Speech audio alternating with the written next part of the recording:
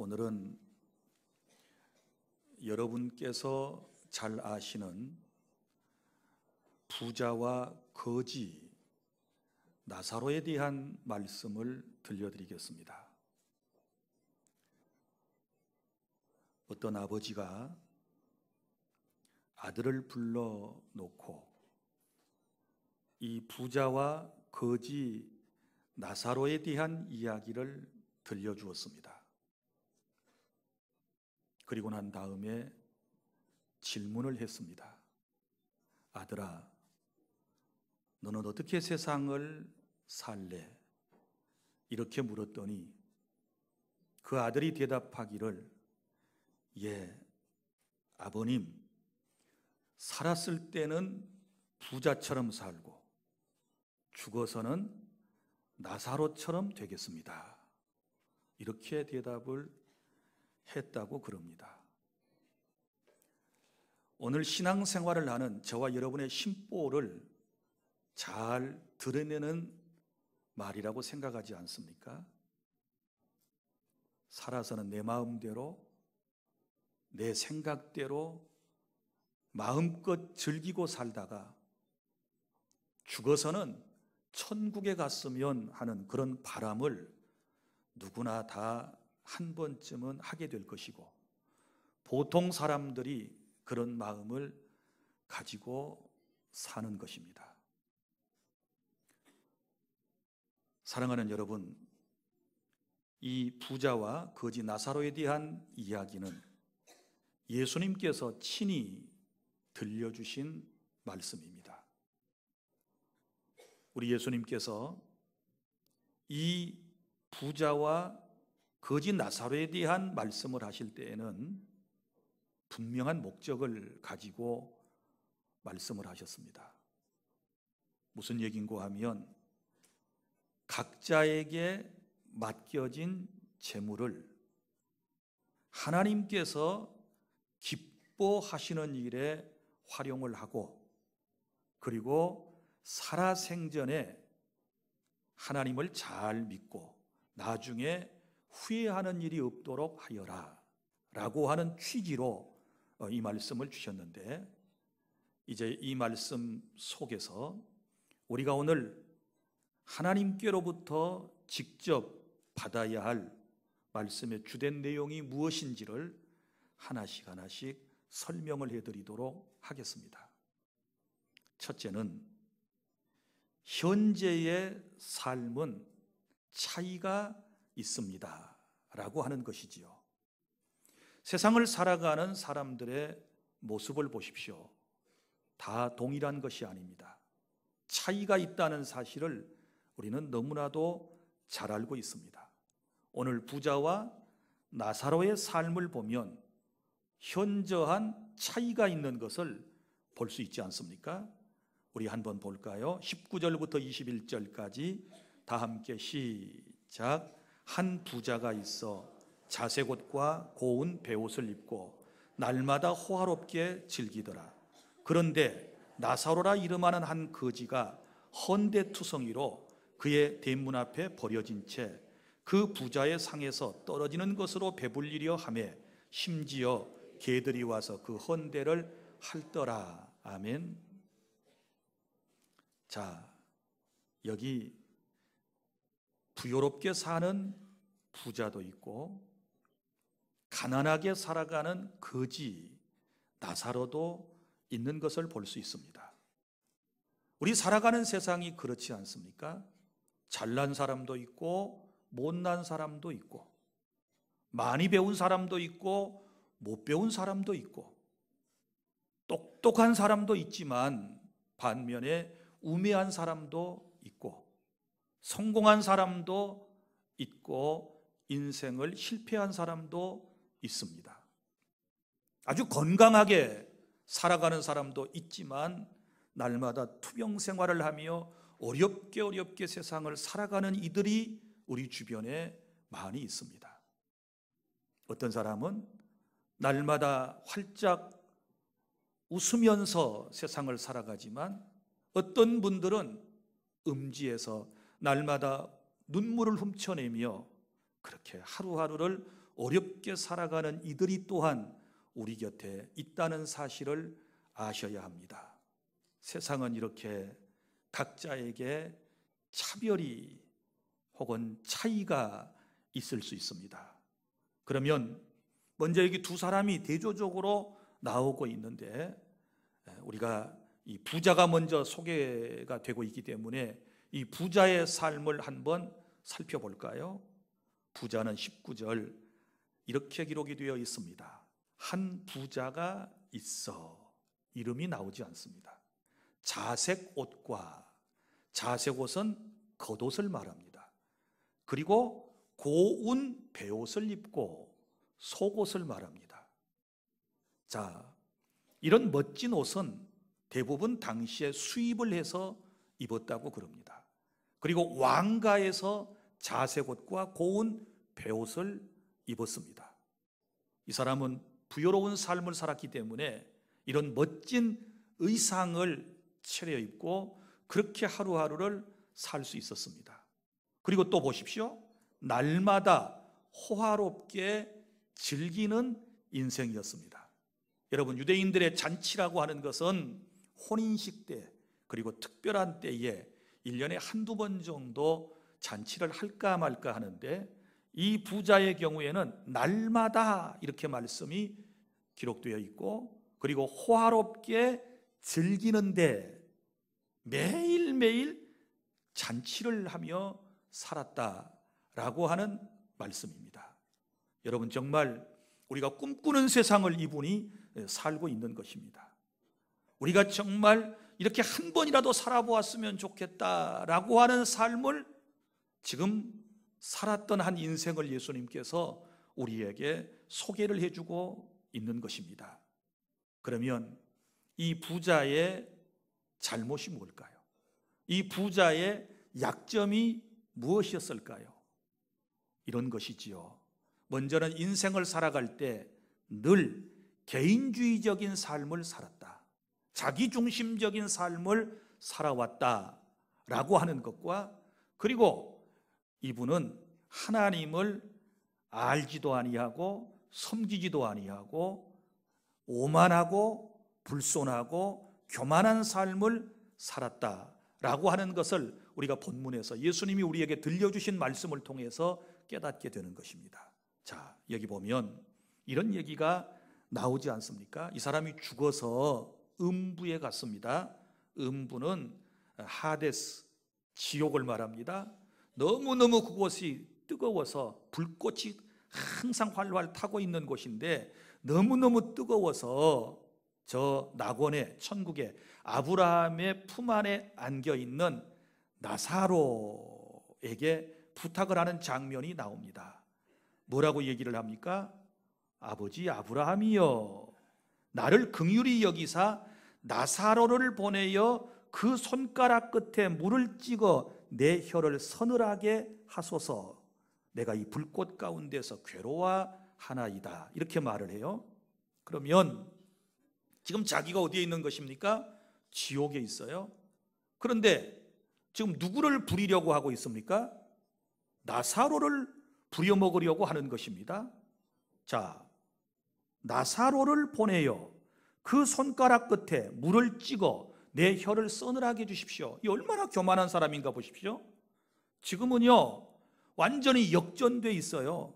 자기는 세상에서 잘 먹고 잘 살았지만 지옥에 있고, 그리고 나사로는 힘들고 어렵게 살았지만 천국 낙원에 있는데, 그 세상의 버릇을 아직까지 고치지 못하고 나사로를 부리는 종처럼 생각을 해서 나사로를 보내서 자기의 갈증 문제를 해결해 달라, 이렇게 얘기하는 인생을 보면 이 인간이 어떤 사람이었는가를 우리는 짐작하고도 남음이 있습니다.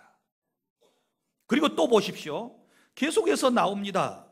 이제 정신을 차려가지고 지옥에서 이런 생각을 하지요. 아니, 지금 세상에는 살아있는데 5 형제가 있는데 지옥이 있고 천국이 있다는 것을 모르고 지금 죄를 짓고 살아가고 있는데, 나사로를 다시 살려서 세상에 보내시고 그 나사로가 가서 복음을 전해서 이 고통받는 곳에 오지 않도록 해주십시오, 27절에 그렇게 얘기합니다. 여기도 뭐예요? 나사로를 부려먹으려고 그래요. 이런 나쁜 인간이 어디 있습니까? 이것은 그의 평소의 삶의 태도였던 것입니다. 사랑하는 여러분, 이런 모습들은 자기중심적인 아주 오만하고 교만하고 불손한 오늘 인간들의 모습을 우리에게 보여주는 것이고, 그리고 바리새인과 서기관들과 당시의 유대교에 심취해 있었던 유대교 신자들을 대상으로 1차적으로 주신 말씀이고, 오늘 저와 여러분에게 주신 말씀이라고 하는 사실을 기억하시기를 바랍니다. 그런데 반대로 여기 나사로의 삶을 볼까요? 나사로의 삶에 대하여 20절부터 21절에 기록을 하고 있습니다. 20절, 그런데 나사로라 이름하는 한 거지가, 이분은 어떤 분입니까? 거지입니다. 구걸을 해서 먹고 사는 분입니다. 그리고 또 그 뒤에 헌대투성이로, 이 말은 육신의 질병으로 고통을 받고 있는 인생이었습니다. 그리고 또 보십시오. 그의 대문 앞에 버려진 채, 그랬으니까 부잣집 대문 앞에 버려졌다는 말은 주택이 없는 것이지요. 오고 갈 곳이 없어요. 기거할 곳이 없습니다. 부자의 대문에 기대어서 처마 밑을 의지하고 그렇게 살아가는 참으로 안타까운 인생입니다. 그리고요, 뭐로 생계를 유지해 나갑니까? 부자의 상에서 떨어지는 것으로 배를 불리며 살아가는 것입니다. 부자의 집에서 나오는 음식물 찌꺼기 같은 것을 얻어먹고서 겨우겨우 하루를 살아가는 그런 인생입니다. 더 여기 비참한 그의 형편을 보면 예수님께서 뭐라고 말씀을 하셨는가 하면, 심지어 개들이 와서 그 헌대를 핥더라. 이런 비참한 인생이 어디 있을까요? 우리의 인생이 힘들고 어렵다고 하지만 이분만큼 하겠습니까? 우리가 삶이 고통스럽다고 말하지만 이분만큼 고통스러운 삶을 살아가는 사람이 어디에 있겠습니까?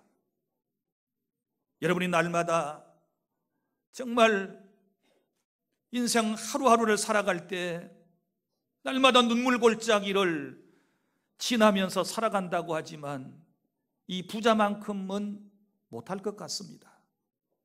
이런 인생을 그는 살아갔습니다. 단 이분에게 한 가지 아주 중요하게 주님께서 다루는 말씀은 뭐냐 그러면, 그의 이름을 불러주셨지요. 나사로라 이름하는 한 거지가, 이랬어요. 나사로, 그의 이름이 누구였어요? 나사로입니다. 요한복음 11장에도 죽었다가 살아난 나사로가 나옵니다. 그 나사로하고 여기 나사로하고는 다른 사람입니다. 자, 그러면 나사로라고 하는 이름의 뜻이 무엇일까요?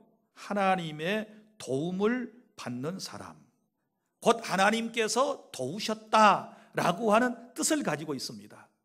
그런데 그의 이름에 걸맞지 않게 이 사람이 우리가 볼 때 하나님의 도움을 받은 것이 뭐가 있을 것 같아요? 아무것도 없는 것 같습니다. 하나님이 도와주셨으면 여러분이 생각하는 것처럼 병이 나아야지요.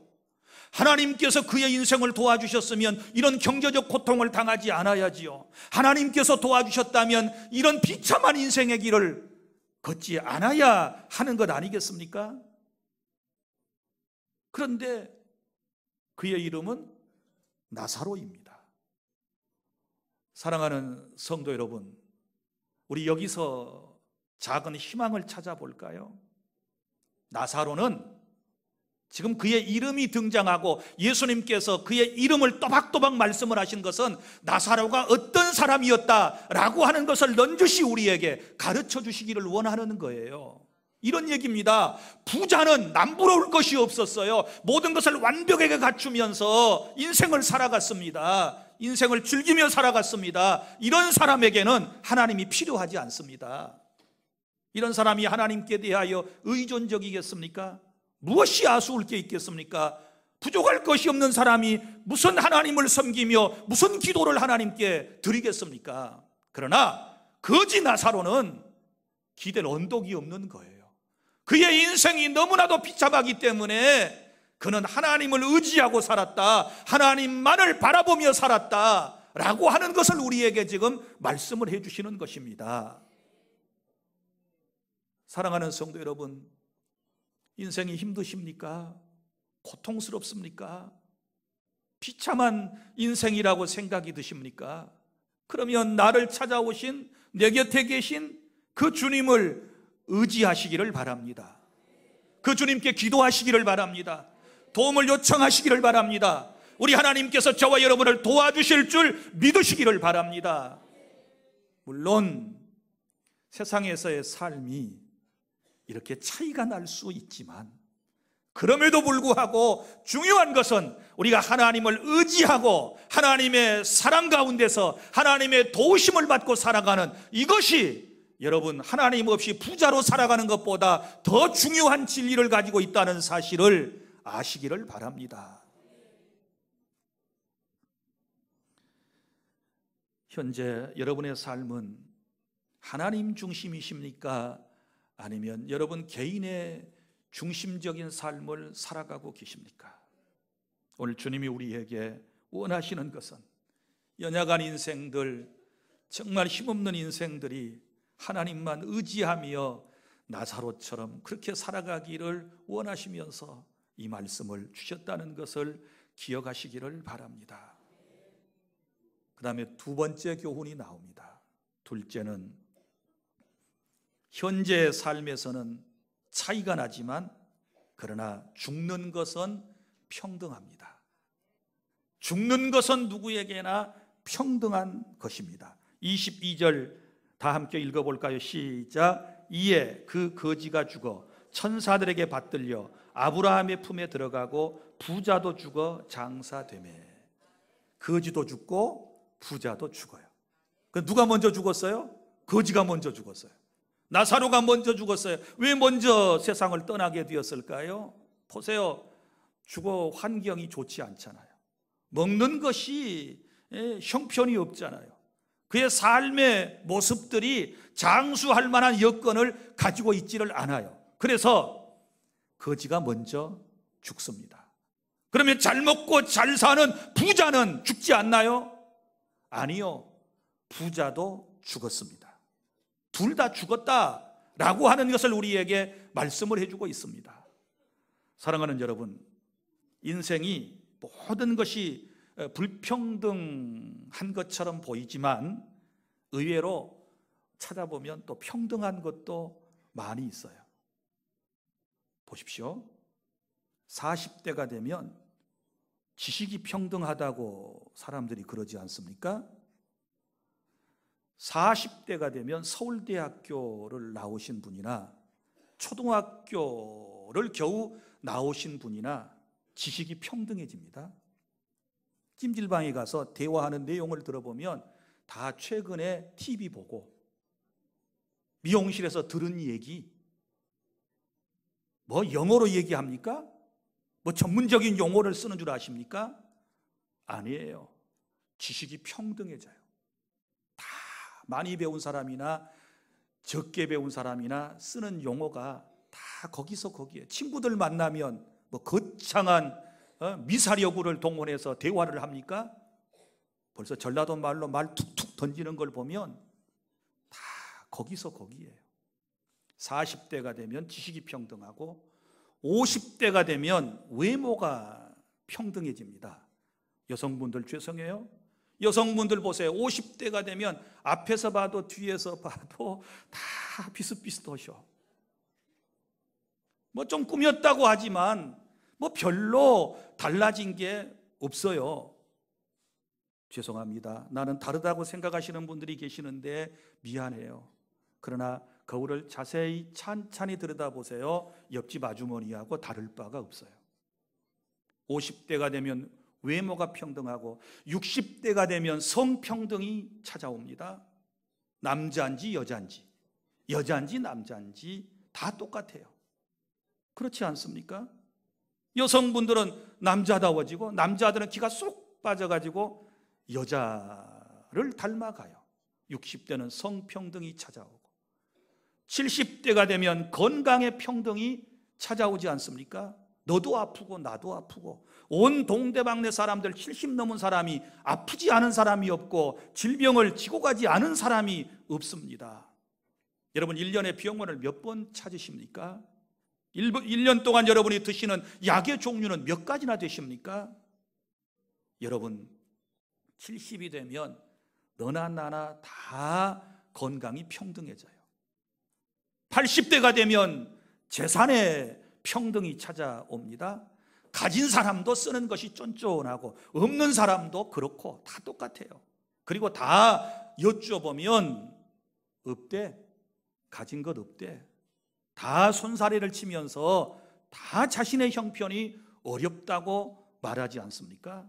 그리고 90대가 되면 생사의 평등이 찾아옵니다. 죽었는지 살았는지 다 똑같은 거예요. 이게 살아서 산 건지 내가 죽어서 사는지 생사의 평등 시대가 오고, 그리고 100살이 넘으면 드디어 죽음의 평등이 다 찾아옵니다. 내가 예언을 하건대 여기 계신 여러분 모두는 반드시 죽을 것입니다. 잘난 사람 잘난 대로 살다 죽고, 못난 사람 못난 대로 살다 죽고, 성공한 사람 성공한 대로 살다 죽고, 실패한 사람 실패한 대로 살다가 때가 되면 인간의 수한을 다하면 결국은 죽습니다. 그런데 보세요. 여기 나사로도 죽고 부자도 죽었는데 여기 죽음 이후에 또 모습이 약간 달라요. 나사로가 죽었는데, 자, 나사로를 정상적인 장례를 치렀다는 말이 안 나와요. 그렇지요. 여러분, 거지가 죽었는데 무슨 거창한 장례식이 필요했겠습니까? 거덕대기 같은 거로 둘둘 말아가지고 그냥 어디엔가 버렸을 것이 분명하지 않습니까? 조문객이 있었을까요? 조문객 없었을 것 같습니다. 이렇게 안타까운 인생을 마감하는 이들이 있습니다. 그러나 반면에 또 누구도 죽습니까? 여기 부자도 죽었습니다. 그런데 부자가 죽은 다음에는 뭐라고 표현되고 있는가 하면 22절에 부자도 죽어 장사되매, 이 말은 부자도 죽는다 그 말이에요. 잘 배운 사람도 죽는다 그 말이에요. 똑똑한 사람도 죽는다 그 말이에요. 날고 기는 사람도 때가 되면 죽는다 그 말이에요. 그래 죽었는데 부자니까 장례 절차를 치렀어요. 장사되매 이렇게 말씀을 했습니다. 아마 화려한 장례식을 치렀을 것이 분명합니다. 여러분, 그러나 우리가 알아야 할 것은 사람은 죽습니다. 누구나 죽습니다. 죽음 앞에 피할 사람이 없습니다. 죽음을 항거할 사람도 없습니다. 죽음을 연기할 사람도 없습니다. 죽음은 불가항력적으로 우리에게 찾아오는 것입니다. 저는 수많은 이들의 장례를 지금까지 치러왔습니다. 그리고 수많은 곳에 장례식장에 가서 조문을 했습니다. 제가 보면서 느끼는 게 있어요. 사람이 내 부모든지 내 형제자매든지 사랑하는 이가 세상을 떠나고 나면 정말 멋진 화려한 장례를 치러드림으로써 마음속에 빚진 감정을 좀 털어내고자 하는 이런 마음들이 사람들의 마음속에 누구나 다 있을 거예요. 그래서 장례를 더 거창하게 치르고 싶어하는 마음은 인지상정이에요. 사람의 마음이에요. 그건 저는 참 아름다운 것이라고 생각을 합니다. 그런데 장례식의 여러 모습들을 지켜보면서 제 마음 한켠에 이런 마음이 있습니다. 제가 잠깐 말씀을 드리고자 하면, 자, 사람이 세상을 떠나게 되면 아주 비싼 화려한 수의를 사람들이 입으려고 그럽니다. 그렇죠. 비싼 수의를 준비해요. 그러나 그거 수의 얼마나 입나요? 고작해야 2, 3일 정도 죽은 상태에서 입고 있다가 그 불로 화장하면 다 태워지고 땅속에 매장을 하면 다시 썩어 흙으로 돌아가 버리지 않습니까? 그거 별로 큰 의미가 없어요. 또 관을 쓸 때에 정말 수백만 원짜리 관까지 있어요. 그 비싼 관을 사용을 해서 시신을 그곳에 모십니다. 아름다운 마음이지요. 가시는 길에 편히 가시라고, 좋은 곳에 가시라고, 그동안 다 못해드렸던 그 아쉬운 마음 때문에 충분히 이해가 됩니다. 아마 저도 제 부모가 세상을 떠나면 그렇게 할런지 모르겠습니다. 그런데 또 생각해 보면 그것 또한 불로 다 태워서 없어져 버리게 될 것입니다. 미국 같은 경우는 이제 사람을 화장도 하고 매장도 하는데, 이 화장을 하는 경우에는 대부분 모든 장기를 추출해내서 의학생도들에게 보내고 혹은 기증을 하고 그 다음에 이 겉으로 보이는 것만을 화장을 한다고 그럽니다. 이런 추세로 계속 간대요. 우리나라에도 장기 기증을 받는 단체들이 있습니다. 내가 건강하게 살아있을 때 내 장기 가운데 어떤 부분들은 떼서 다른 사람에게 줄 수가 있어요. 이식시킬 수가 있어요. 다른 사람에게 건강을 주고 심지어 생명까지도 줄 수 있는 그런 장기들이 있습니다. 그래서 장기를 살아생전에 기증을 하고, 또 세상을 떠난 다음에 장례를 치르면서 그 시신을 병원에다가 기증을 하고 가시는 분들이 있습니다. 그러면 그 시신을 가지고 의학생도들이 해부하는 데도 사용을 하고, 그리고 더 나은 의술의 발전을 가져오게 되는 것 아니겠습니까? 이건 참 멋진 일이라고 생각을, 저도 아직 장기 기증이나 시신 기증을 하지 못했습니다. 그런 걸 하시는, 그런 일들을 하시는 분들을 보면 사실 굉장히 존경스럽습니다.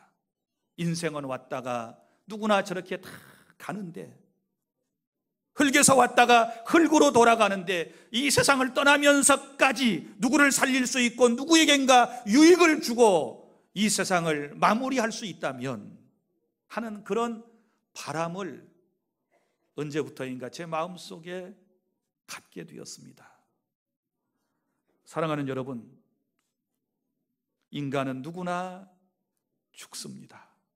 안타깝지만 더 살아야 할 분들이 더 오래 우리가 원하는 만큼 살지 못하고 우리의 곁을 훌쩍훌쩍 떠나가시는 분들이 있습니다. 자, 그러면 이제 세 번째, 죽음 이후의 삶은 어떻게 될까요? 죽음 이후의 삶은 다를 수 있습니다. 각자가 다를 수 있습니다. 우리 22절 한번 볼까요? 어떻게 되는지. 22절 시작. 이에 그 거지가 죽어 천사에게 받들려 아브라함의 품에 들어가고 부자도 죽어 장사되매. 자, 보십시오. 먼저 나사로가 죽은 후에 어떻게 됩니까? 사람의 몸에서 영혼이 떠나가는 것, 이탈하는 것을 우리가 죽음이라고 그럽니다. 그런데 그의 영혼이 떠나는 순간에 맨 먼저 누가 찾아옵니까? 천사가 찾아왔습니다. 그리고 나사로의 그 소중한 영혼을 받들어 천국으로, 아브라함의 품으로 옮기는 모습을 주님이 우리에게 친히 말씀을 해주셨습니다. 여러분이 하나님을 섬기다가 예수님을 믿다가 임종을 하게 되면 그 순간에 천사가 찾아와서 여러분의 영혼을 받들어 아브라함의 품 낙원 천국으로 인도해 간다는 확실한 믿음을 가지시기를 바랍니다. 이 믿음을 가지면 죽음이 두렵지 않습니다. 죽음에 대한 공포를 우리는 극복할 수 있다라고 하는 사실을 믿으시기를 바랍니다. 그리고 난 다음에 25절에 천국에 가서 위로를 받습니다. 위로를 받습니다. 세상에서 질병으로 고통당하고 세상에서 남들에게 무시당하고 개들과 함께 어쩌면 살았던 인생이 천국에 가서 위로를 받는 장면이 나옵니다. 25절에 그는 여기서 위로를 받고 그랬습니다. 진정한 위로는 우리가 천국에 가서 주님께 받게 될 줄 믿으시기를 바랍니다. 죽음 이후에 나사로의 삶은 이렇게 되었습니다.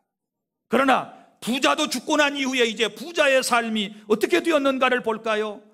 23절에 그가 음부에서 고통 중에 눈을 들어 멀리 아브라함과 그의 품에 있는 나사로를 보고, 자, 지금 부자가 어디에 있습니까? 음부에 있다. 하데스, 음부, 지옥에 있는 것입니다. 지옥에 있는데 지금 어떤 상태에 있나요? 고통 중에 있습니다.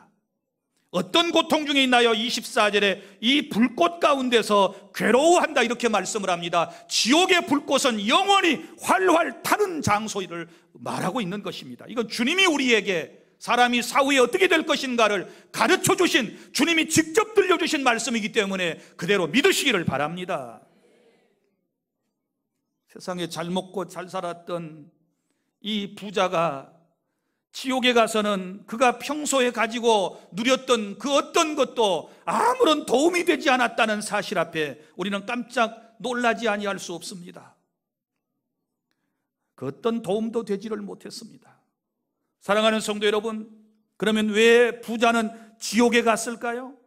부자였기 때문에 지옥에 갔나요? 성경에서 부자는 죄인인가요? 그렇지 않습니다.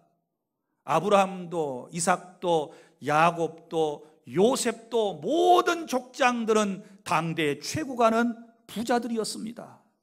부자가 무조건 지옥 간다 이런 말은 성경에 없습니다. 그럼 부자를 하나님께서 무조건 다 죄인들이라고 정죄하셨나요? 그렇게 말씀하신 적도 없습니다. 여러분, 자, 그러면 왜 이 부자가 지옥에 갔는가? 그것은 이 주님이 지금 쭉 이 말씀을 하시면서 우리에게 들려주시고자 하시는 말씀이 뭐냐 그러면 하나님을 믿지 않았다는 것입니다. 하나님을 의존하지 아니하고 자기중심적으로 세상을 결국은 살아갔기 때문에 그 결과가 뭐냐? 바로 음부였고 지옥이었고, 그리고 이 지금 부자와 거지에 대한 얘기는 물질을 선하게 써라 라고 하는데 주된 내용이 있다고 제가 처음에 말씀을 드린 것처럼 하나님께서 주신 부여로움을 어려운 사람들을 위하여 기꺼이 내놓지 않았다, 희생하지 않았다, 헌신하지 않았다 라고 하는 것이지요. 그러면 내세의 지옥과 천국은 어디서 결정이 될까요? 성경은 예수님께서 분명히 우리에게 하신 말씀을 기록을 하고 있는데 그것은 살아있을 때 결정이 된다는 사실을 믿으시기를 바랍니다. 부자가 지옥에 가서야 좀 정신을 차린 것처럼 보입니다. 그래서 고통 가운데 눈을 들어 멀리 아브라함과 그의 품에 안겨있는 나사로를 보고 24절에서 뭐라고 얘기했습니까? 아버지인 아브라함이여, 나사로를 보내 그 손가락 끝에 물을 조금 찍어서 내 혀를 서늘하게 해주십시오. 내가 이 불꽃 가운데서 괴로워합니다 라고 요청을 했지만 그게 거절당하지요. 그러면 이런 얘기예요. 지옥에 가서는 기도가 소용이 없어요. 기도가 절대로 이루어지지 않습니다. 아무리 애걸복걸하지만 고통 가운데서 좀 제발 저 나사로 시켜가지고 내 혓바닥 좀 물 한 방울만 찍어서 시원하게 만들어 주십시오 이렇게 얘기하지만 이 얘기가 통하지 않는 것을 볼 수 있지 않습니까? 그래서 25절 아브라함이 이르되 예, 너는 살았을 때 좋은 것을 받았고 나사로는 고난을 받았으니 이것을 기억하라. 이제 그는 여기서 위로를 받고 너는 괴로움을 받느니라. 또 하나 보세요. 25절 시작. 그뿐 아니라 너희와 우리 사이에 큰 구렁텅이가 놓여 있어 여기서 너희에게 건너가고자 하되 갈 수 없고 거기서 우리에게 건너올 수도 없게 하였느니라. 아멘. 지옥과 천국을 오고 갈 사람이 없어요. 지옥과 천국 사이에는 큰 구렁텅이가 있다. 구렁이 아니에요, 구렁텅이에요. 쉽게 설명을 드리면 여러분이 동물원에 가게 되시면 사나운 맹금류를 여러분이 관람을 하게 될 때, 특별히 맹수를 관람을 하게 될 때 어떻게 합니까? 멀리 떨어져서 보지요. 저 건너편에 맹수가 있고 호랑이 사자가 있고 그 다음에 뭐가 있습니까? 큰 구렁텅이가 있지요. 그리고 나는 이 건너편에서 보는 것입니다. 지옥과 천국은 그보다 훨씬 더 깊은 희면에 골짜기가 있어서 서로 오고 갈 수가 없다. 그렇다면 죽은 이후에 구원의 문제는 전혀 해결되지 않는다는 사실을 여러분이 기억해 주시기를 바랍니다. 오고 갈 수가 없어요. 그래서 또 안타까운 마음으로 부자가 이렇게 말합니다. 27절 이르되 그러면 아버지여 구하노니 나사로를 내 아버지 집에 보내소서. 내 형제 5이 있으니 그들에게 증언하게 하여 그들로 이 고통받는 곳에 오지 않게 하소서. 무슨 얘기입니까? 나사로를 살려서 세상으로 다시 보내가지고 이 지금 내세에 대한 이 지옥과 천국에 대한 얘기를 해가지고 우리 5 형제가 회개해서 이곳에 오지 않도록 도와주세요 라고 부탁을 하고 있는 것입니다. 그런데 그것조차도 허락이 안 돼요. 뭐라고 말씀했습니까? 29절 아브라함이 이르되 그들에게 모세와 선지자들이 있으니 그들에게 들을지니라. 이 말은 세상에는 교회도 있고 복음을 전하는 전도자들도 있지 않느냐. 그들에게 복음을 들으면 되는 것이지 죽은 사람 살아가지고 그곳에 갈 이유가 없어. 그러면서 이제 단도직입적으로 말씀을 합니다. 30절 이르되 그렇지 아니하니이다. 아버지 아브라함이여 만일 죽은 자에게서 그들에게 가는 자가 있으면 회개하리이다. 계속해서 지금 이 부자는 고집을 피우면서 아니라는 거예요. 죽었던 사람이 살아나서 그 얘기를 해주면 다 회개할 것 아니냐. 우리 부모 형제가 구원받을 것 아닙니까? 그렇게 얘기하지만 31절 시작 이르되 모세와 선지자들에게 듣지 아니하면 비록 죽은 자 가운데서 살아나는 자가 있을지라도 구원함을 받지 아니하리라 하였다 하시니라. 아멘. 역사 이래 사실인지 아닌지는 모르지만 천국과 지옥에 갔다 왔다는 사람들이 많이 있었어요. 그런 간증을 많이 들으셨을 거예요. 지옥 갔다 온 얘기, 천국 갔다 온 얘기를 엄청나게 매스컴을 통해서 지면을 통해서 소개를 했는데 사람들이 예수님을 다 믿던가요? 아니요. 안 믿을 사람 안 믿어요. 그래서 여러분이 믿음이 절대적인 하나님의 은혜에서부터 나온다는 사실을 믿으시기를 바랍니다. 에베소서 2장 7절 8절 너희가 그 은혜에 의하여 믿음으로 말미암아 구원을 얻었나니 이것이 너희에게서 난 것이 아니요 하나님의 선물이라. 이는 행위에서 난 것이 아니니 아무도 자랑하지 못하게 하려 함이니라. 믿습니까? 구원은 행위로 되는 것이 아니고 하나님의 절대적인 은혜로 우리가 구원받는 것이고 하나님께서 은혜를 우리가 주실 때 믿음이 생겨서 예수님을 믿고 구원받게 된다라고 하는 사실을 믿으시기를 바랍니다. 그러면 이 말씀의 뜻은 뭘까요? 구원의 기회는 오직 살아있을 때만 가능한 것이고 죽은 이후에는 불가능하다라고 하는 것을 부자와 그리고 거지 나사로의 비유를 통해서 우리에게 주님이 말씀해 주셨다는 사실을 믿으시기를 바랍니다. 이제 말씀을 맺습니다. 이 부자는 지금 지옥에 가서 얼마나 후회하는 인생을 살고 있을까요? 잘 먹고 잘 사는 것이 인생의 전부인 줄 알았는데 죽고 난 이후에 지옥과 천국이 있다는 것을 경험하면서 얼마나 후회를 하고 있을까요? 이 부자처럼 후회하지 않는 인생을 살아가려면 여러분이 분명히 기억하셔야 할 것은 첫째는 살아생전에 예수님을 잘 믿어서 구원을 받으시기를 바랍니다. 가로되 주 예수를 믿으라 그리하면 너와 내 집이 구원을 받는다라고 주님께서 말씀을 하셨습니다. 그리고 구원받았으면 어떻게 살아야 합니까? 하나님께서 내게 주신 것들, 재물뿐만 아니라 내게 주신 모든 것들, 건강과 물질과 내 지위와 내 학식과 내 모든 역량을 다 하나님을 위하여 이웃들을 위하여 기꺼이 내어놓고 기꺼이 희생하고 헌신하고 살아가게 되었을 때 그 인생이 가장 후회하지 않고 진실하게 멋진 인생을 살아갔다라고 우리는 말할 수 있을 것입니다. 지옥 가서 후회하지 말고 정말 하나님 말씀 잘 듣고 오늘 말씀대로 살아가는 저와 여러분들이 꼭 되실 수 있기를 바랍니다.